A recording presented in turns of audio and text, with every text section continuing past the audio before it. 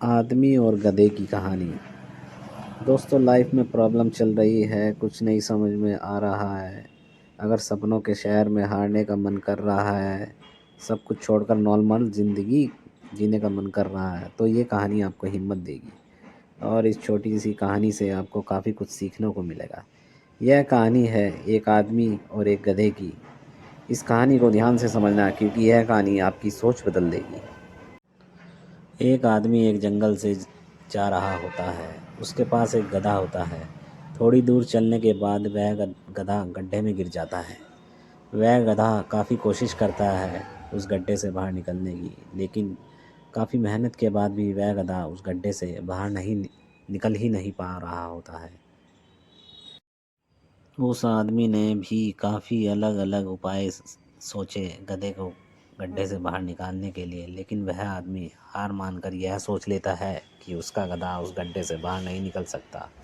वह आदमी ज़्यादा सोच नहीं पाता और यह विचार बना रहता है कि इस गधे को अब इस गड्ढे में दफन कर देना चाहिए, ताकि इसे कोई जानवर मार कर खा ना ले।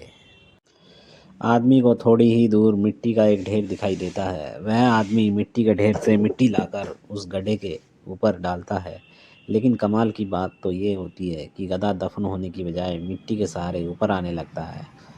यह देखकर वह आदमी खुश होता है और सोचता है कि मैं तो इसे दफन करने वाला था, और अब अगर मैं इस गड्ढे को ही भर दूं तो मेरा गधा ऊपर आ जाएगा। इस प्रकार वह आदमी उस गड्ढे में मिट्टी डालता है और गधा ऊपर आ जाता है।